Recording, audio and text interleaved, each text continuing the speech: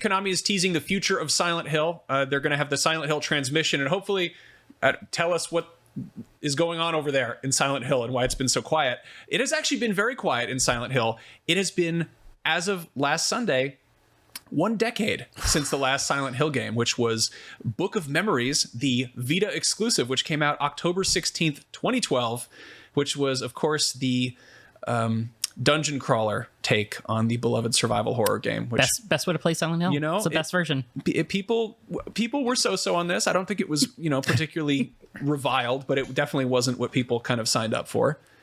Did any of you play this? No, I did not. I didn't. If I knew this existed, I forgot. But it's been long enough that I'm really interested in checking this out now. Actually, I did play it for a short while because I bought my Vita at launch when I was working at GameStop, and so I got to try a few games because somebody bought it and traded it in immediately because they hated it.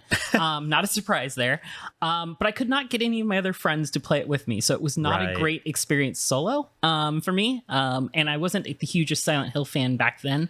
So back in the heyday, I wasn't the biggest fan. So that kind of says what it is for that game. It just was kind of Yeah, I was gonna ask you if you remembered any of the characters, because the thing I think one of the problems with Silent Hill is the fact that when you establish a new franchise, what you need to do is you need to go in there with a strong ensemble. And one of the if you look at Resident Evil, the first couple of games, we have Chris Redfield, we have Jill Valentine, we have Leon S. Kennedy, and they've come back in other games. What Silent Hill did with we had Harry Mason, we had Sybil. Harry died in 3, while his daughter Heather went to see him, and he was just dead. So that she's like, "Why is my dad's dead?" And he was one of the main characters. And then the main character of Silent Hill 2, he died in 2. He was like, "I want to see my wife," so then he killed himself. So it's what they did was what they kept doing was they kept killing off the main characters, and I feel so they never really established okay, this is our core cast for Silent Hill. Right. So each and every game following were just a new cast of characters. They had some that came back. There was a truck driver named Travis in Silent Hill Origins. He was also in I believe it was Downpour. He dropped the guy or he dropped someone off in another game. He never spoke. He dropped someone off another game. Yeah, he was like, "Hey, here's this city. Here's Silent Hill, man. Have fun. It's all foggy." And then he just drove off. I like that your fog machine went off the second you said that. I love that you are adding fog to this discussion about Silent Hill, which is awesome because Konami has 2012 was not a great year for Silent Hill. Book of Memories was kind of, I think, maybe the highlight. That was the same year they put out the HD remaster where they took out a bunch of the fog. Yeah. They were people hated the fog. They couldn't stand it. They couldn't see Too through much it. fog. Yeah. I loved the fog. One of my lights just went out. I think I'm actually entering into Silent Hill right now. You summoned something. The thing with me is I really love the franchise, and so it just kind of Harry Mason was such a strong character. I was upset when he died in Silent Hill 3. He was a writer. He went to save his daughter. He didn't know how to use a gun. He didn't know how to use melee weapons. That's what made it he wasn't he didn't know how to use a gun, and so that's what made it more challenging. Mm-hmm. And the fact that he died, but then the thing with Silent Hill is they have 3 to 4 different endings. And they always had that UFO ending, which was like a gag. So, he came back. The one with the dog. Remember the one with the dog? The dog is, yeah, the one with the dog. With controlling machines. It was weird. It was a weird franchise, but what they failed to do is, like Resident Evil, is have those established characters to carry on the franchise. So I don't know. I feel like that's part of the reason why we never saw anything for the last decade now. And you actually make a really good point about the legacy of Resident Evil, and I think another thing to add to that is sort of just the practicality of actually playing those games. Resident Evil has been ported to pretty much every system ever made. It's been remade, rehashed, refreshed, rebooted in so many different directions. It gets new installments. There's remakes of the legacy versions. You can buy the old versions of the games. Silent Hill is basically kind of locked to a lot of the consoles that it originally launched on, outside of the HD collection, which, like as Max alluded to before, was kind of reviled because they took the fog out. And I think a lot at the time of 3D gaming, during like the N64 era and PlayStation era, people sort of conflated fog with the lack of sort of the technical prowess of the systems being able to render long distance backgrounds, right? But for Silent Hill, that worked in its favor in terms of moodiness. And whoever decided to port the Silent Hill games for the remakes, or remake them for the HD collection, was basically like, well, fog is bad because it means you can't see stuff, so we'll take it out. And it's like, it just robbed all of the... It's like taking the fog out of like the poster on The Exorcist, right? It's like it's missing the entire point.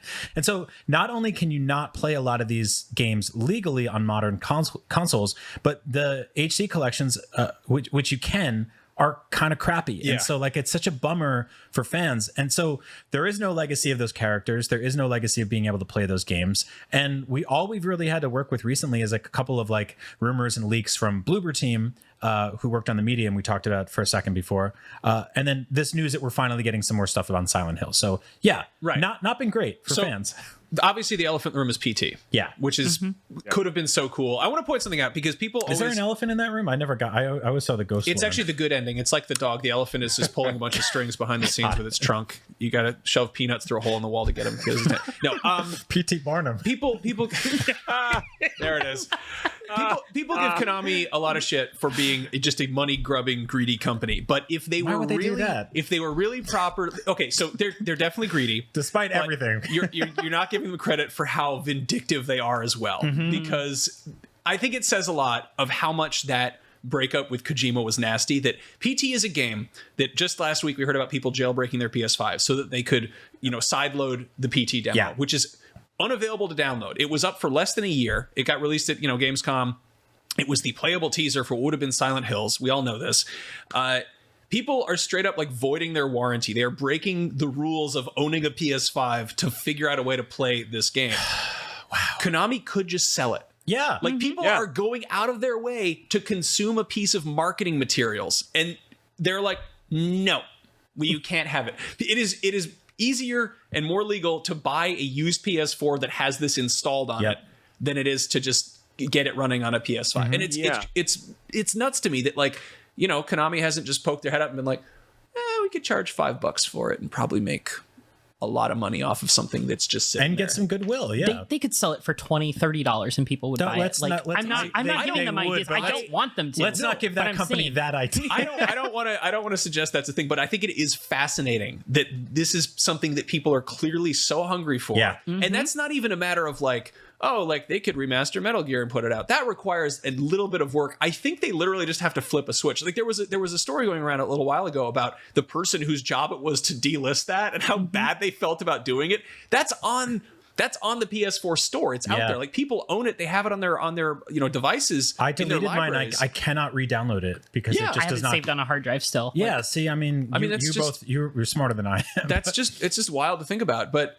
instead, what we've gotten, since Book of Memories and the Silent Hill HD remake and PT is a bunch of just kind of really weird use of the Silent Hill license. There has been not one, not two, but 3 Pachinko machines based around Silent Hill. All of which that are in Brian's apartment. Mm-hmm. Yep, which is why if you try calling him on the phone there, you can't hear anything. It's just balls rattling, just a constant clanging. It sounds like machine guns in there. It's a din. No, there's Silent Hill, the Apache slot, which was released in 2015, which is based on Silent Hill 2. Mm-hmm. I don't know how a Pachinko machine has a plot. They obviously have like little cutscenes that play, and when it's in between the balls dropping and it yelling at you, and I don't know, cigarette smoke shooting out of it or whatever. And then there's Silent Hill Escape and Silent Hill Return, which are respectively based on Downpour and Silent Hill 3. And these have all come out since the last proper installment, which came to Vita. Yes. Yeah. Yep. Why would you? And my only question is, why would you make a Pachinko machine based on Silent Hill Downpour? Like, I don't know if you all because there's a downpour of balls coming from the Pachinko. Oh my god! Pachinkos are like the least silent thing. That's I think the most ironic thing out there. It's very funny.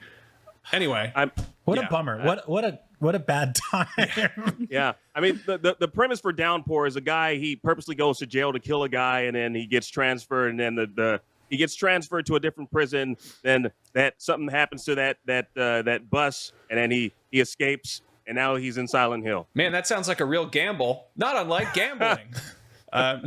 So the other thing aside from pachinko machines is we've gotten DLC for Silent Hill characters in not only Dead by Daylight, where you could play as Pyramid, the Executioner, Head, and Cheryl Mason, and there was a Midwich Elementary map. There's also a game called Monsters and Mortals, Dark Deception, which got DLC. And it's really fascinating to me because these are both like kind of those asymmetrical horror party type games, which seem to be kind of like one of the more successful, more profitable ways that people are, making horror games these days. But they're also like, they're not really conventionally scary. They're not like scary in isolation the way classic survival horror is. Right. And it's funny because like to see Konami kind of pivot this franchise and be like, well, we can't figure out how to do, the single player route. And maybe they've announced, a single player route since we're having this conversation. But it's funny that they're like, yeah, let's just license out Pyramid Head. Right. Whereas Resident Evil is like, well, let's sort of segue into action and then we'll randomly make stuff like, Resident Evil like Reverse or or Mercenaries Resistance. And to do what Akeem did before, like to recenter this as a Resident Evil fan, imagine if we didn't get Resident Evil 7, 8, 2 remake, 3 remake, or the upcoming 4 remake, but Chris Redfield still came to PUBG. Like, that's what it's like being a Silent Hill fan. It sucks. Yeah, pretty much. Very weird. And one of the things that they could have done, so with the video game Silent Hill Shattered Memories, it was kind of like you ever played like Spider-Man Shattered Dimensions? It was kind of like that, kind of like a multiversal thing. So it was a retelling of Silent Hill 1. Right. So different ending. So they could technically rework it where, like the main character, Harry Mason, has like a different outcome and he doesn't die in Silent Hill 3. I don't know. I'm just spitballing. I just want more Silent Hill. And I wish they didn't kill off the main character who was like the mascot in quotes. Well, Akeem, I would be amazed if the next decade of Silent Hill is somehow worse than the last. Because it really, oh man, we'll check back. Let's find out. Let's see how that ages. Yeah. I've made worse predictions.